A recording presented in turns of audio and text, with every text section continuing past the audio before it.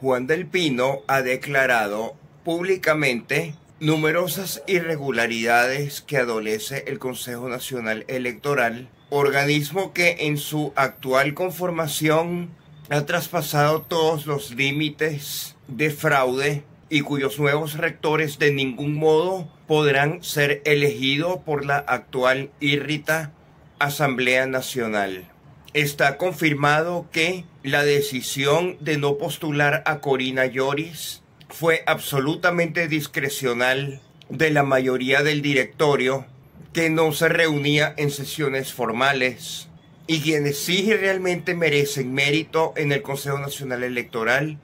son los técnicos y obreros que mantuvieron la institución abierta y diseñaron el robusto sistema electrónico con auditoría en papel que permitió imprimir actas fidedignas para ser enviadas a la Organización de Estados Americanos y al Senado de Colombia, los cuales en la práctica son nuestros garantes electorales mientras perdure la usurpación. También deberían convocarse juicios penales a todas las personas que acudieron a una sala de totalización a totalizar resultados que no fueron allí totalizados, sino que ya habían sido irritamente totalizados en una servilleta. Hubo alusión al nuevo rector Conrado Pérez, quien en algún momento se acercó al antiguo rector Juan del Pino y le comunicó que estaba ganando la oposición, pero que eventualmente ganaría Maduro. Estamos en presencia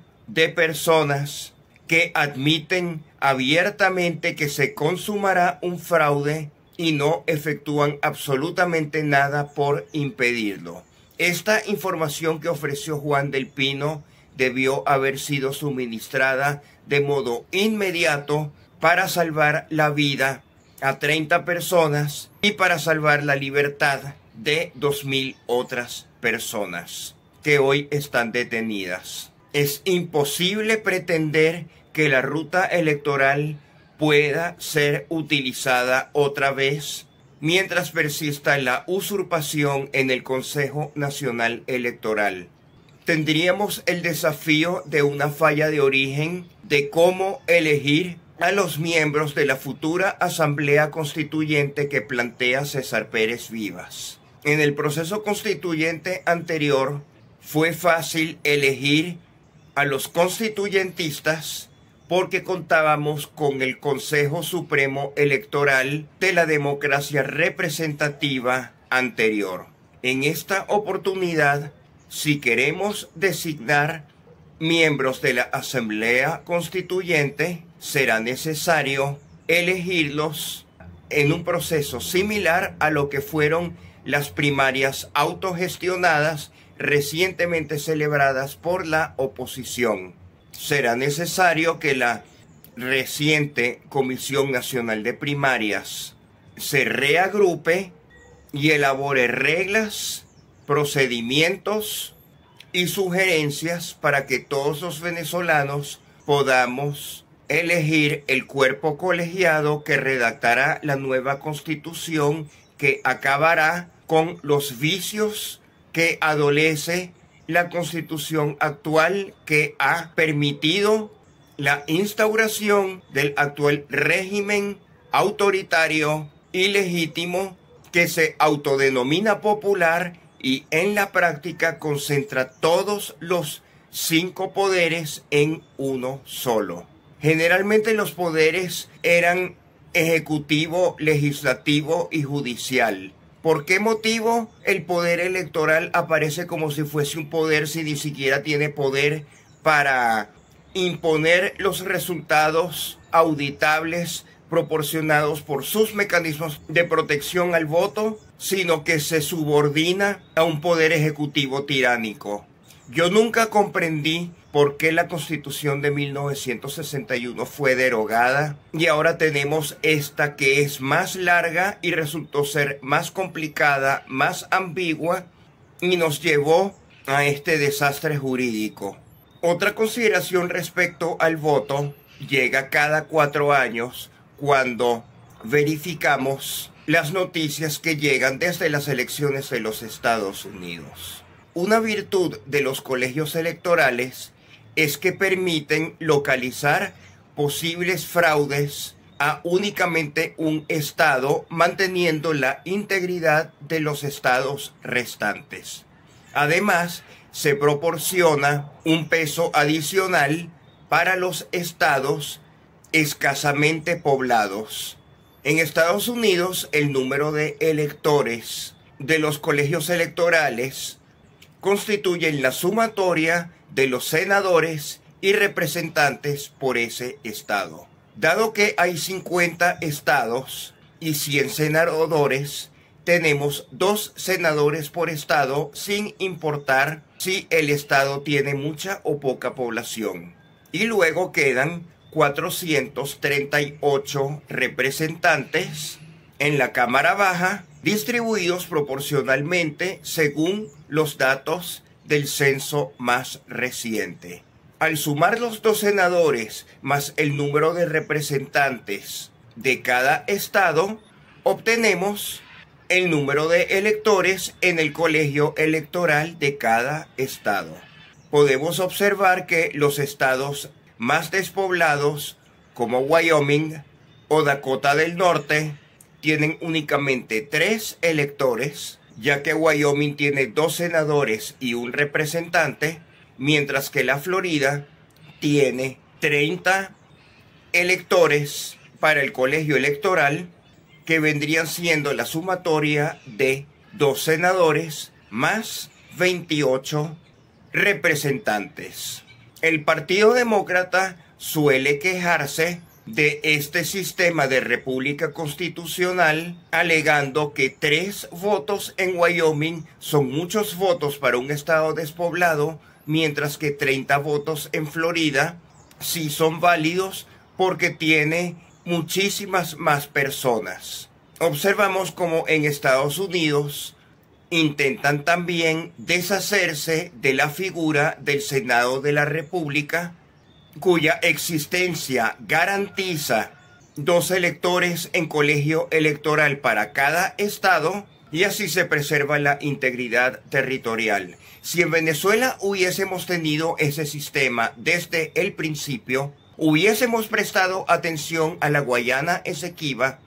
hubiese generado senadores con importante poder en las legislaciones venezolanas del siglo XIX, y no nos hubiésemos dejado arrebatar ese territorio por el Reino Unido con tanta facilidad. Si en Venezuela contáramos con el sistema de los colegios electorales, la elección presidencial hubiese sido muy competitiva en el estado Sucre y en el estado Delta Amacuro, lo cual hubiese obligado a los candidatos presidenciales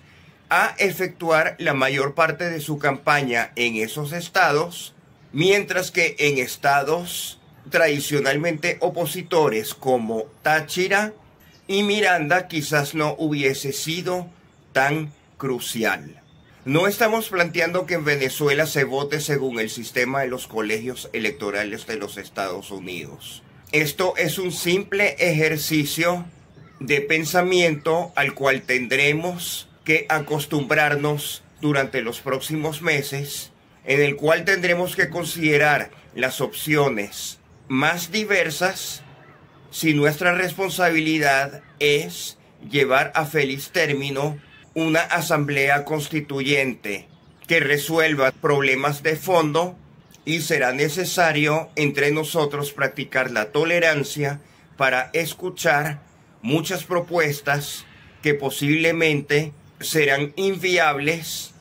pero que deberán ser descartadas para producir un nuevo texto constitucional que restaure el énfasis territorial del Senado, ya que el énfasis poblacional de la Cámara de Diputados es insuficiente. No podemos seguir decidiendo los destinos de Venezuela en función de la población de las grandes ciudades del norte del país, en detrimento de la sabiduría de la escasa población que sí conoce la Venezuela profunda que nos proporciona extensión territorial. Vendría también el debate si los recursos del subsuelo de los estados despoblados, ricos en minerales, deberá seguir siendo parte del gobierno federal o si pudiesen ser adjudicados a municipios o manejados de un modo privado, cuya legislación debería proponerse con conciencia, ya que en la práctica eso es lo que ocurre hoy en día con las minas del Arco Minero, propiedad de impresentables como Piedad Córdoba, José Luis Rodríguez Zapatero, generales venezolanos corruptos, quienes manejan parcelas de oro como si fuesen un hato ganadero. Con la diferencia que los hatos ganaderos fueron legítimamente administrados desde tiempos remotos por los ancestros de sus dueños,